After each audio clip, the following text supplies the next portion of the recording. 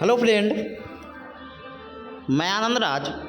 आप सब देखिए, बिहार में अब मेन फोकस जो बीएड अब किए हुए हैं, बीएड वाले को तो प्राइमरी में मौका मिला ही नहीं। तो अब देखिए बीएड वाले के लिए स्पेशल समझिए बीपीएससी का दूसरा चरण का बहाली आएगा, समझे। अब देखिए उसके हम नोटिफिकेशन पर बात करेंगे और कब तक उसका एग्ज़ाम होगा, और सरकार का मंशा रहा कि जल्दी जॉब देना है, तो बहुत जल्दी एग्ज़ाम भी हो जाएगा, नोटिफिकेशन भी आ जाएगा और ज्वाइनिंग भी करवा लेगा, समझ गए। अब देखिए आप देखिएगा जो बीएड 18 से किए होंगे, 2018 से लेकर 2023 तक, उनको अभी तक कुछ जॉब बिहार में कुछ हुआ। बीच में तो स्टेट हुआ नहीं था कि जो बीपीएससी का ही बहाली आया था उसमें 9th 10th या 11th 12th में आ सके। इतना साल तक ना स्टेट हुआ, सीटेट के भरोसे से 1 to 5 में आया, 6 to 8 का बहाली नहीं आया था।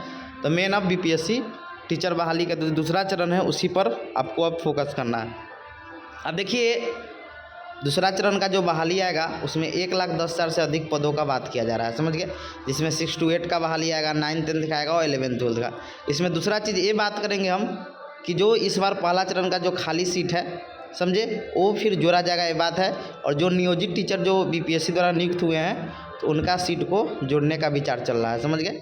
तो देखिए लिखा हुआ है कि 1,10,000 से अधिक विद्यालय अध्यापकों की नियुक्ति के लिए 2 बार जाएगी अधियाचना। देखिए 2 बार मतलब कि एक बार कितना सीट खाली है, दूसरा बार जो फर्स्ट चरण में रिक्त पद रह जाएगा उसको जोड़ने का विचार हो रहा है। देखिए लिखा है कि 1,10,000 से अधिक विद्यालय अध्यापक के पदों के लिए 2 बार में अधियाचना भेजी जा सकती है।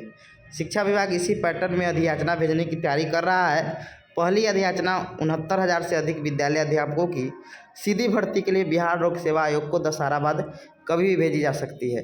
शनिवार और रविवार को शिक्षा विभाग ने उच्च स्तरीय मंथन किया। दूसरी अधियाचना पहले चरण में खाली रह गए पदों को समाहित किया जाएगा।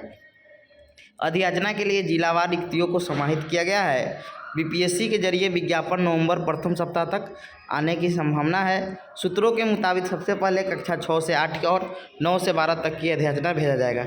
इसके बाद उन रिक्तियों को अधियाचना भेजी जाएगी जो पहले चरण की नियुक्ति में खाली रह गए हैं। माध्यमिक और उच्च माध्यमिक स्कूलों के लिए 90,804 रिक्त पदों में से केवल 49,905 ही चयनित हुए हैं।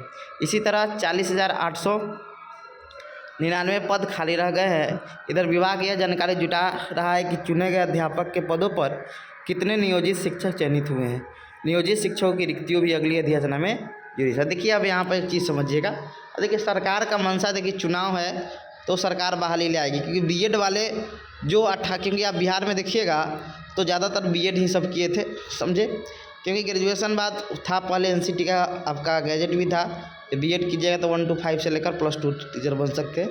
तो लोग डीएलएड नहीं करते थे, समझे। अब यहाँ बात हो गया कि जब आपका सरकार का चुनाव भी है तो सरकार का मंशा है बहाली करवाने का, समझे। तो बहाली करवाने के जब मंशा है तो आप भी अब पढ़ने में लग जाइए, क्योंकि लास्ट अपॉर्चुनिटी है आपके लिए, इसके बाद फिर अपॉर्चुनिटी आएगा नहीं, समझ गए। इसीलिए पूरा मेहनत जी जान लगाकर कैसे भी जो 6 to 8 में हो या 9th 10th में हो, जो लोग स्टेट पास होंगे, या 11th 12th में हो, समझे, जो पीजी किए होंगे स्टेट पास होंगे, तो 3 मौका है, समझे। मतलब समझिए कि एकदम जी जान लगा दीजिए। ज़्यादा टाइम नहीं है आपका। नवंबर के फर्स्ट वीक में बोला जा रहा है नोटिफिकेशन आएगा, तो दिसंबर के लास्ट तक, एकदम लेटेस्ट लास्ट तक या जनवरी में आपका एग्ज़ाम भी हो सकता है, समझे। और सब प्रक्रिया जल्दी हुआ तो मार्च अप्रैल तक बहाली करवा लिया जाएगा, समझ गए। और सरकार का अच्छा से, जैसे बीपीएससी इस बार जितना जल्दी एग्ज़ाम कंडक्ट करवाई है, जितना जल्दी रिजल्ट जारी की है, वैसे रहा तब आपका नवंबर में नोटिफिकेशन का बात है, तो ये सब होते हुए आपका मार्च अप्रैल तक ज्वाइनिंग दे देगी, समझे। दिसंबर या जनवरी में होगा, समझिए फरवरी मार्च तक रिजल्ट आएगा। फिर देख रहे हैं कितना स्पीड में ज्वाइनिंग लेटर मिल रहा है, तो इतना स्पीड में सब चीज़ होगा तो फिर हो जाएगा। इसीलिए एकदम बहाली लग जाइए प्रक्रिया में। कभी भी आपका क्या हो सकता है कि नोटिफिकेशन जारी हो सकता है।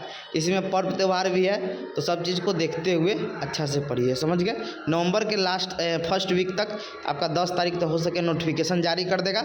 और देखिए सर, बीपीएससी को भी जल्दी नोटिफिकेशन जारी करके सिलेबस जारी कर देना चाहिए। क्या क्या पूछेंगे कि पिछले बार सिलेबस के अकॉर्डिंग कुछ नहीं हुआ था, और इस बार कैसे एग्ज़ाम होगा, कितना नंबर का होगा, निगेटिव रहेगा कि नहीं रहेगा, सब चीज़ पहले क्लियर करके, बाद में वाला क्लियर नहीं कि भाषा का एग्ज़ाम होगा कि नहीं होगा, कैसा सिलेबस रहेगा, क्या रहेगा, ये सब क्लियर कर देना चाहिए। समझ गए? Thank you.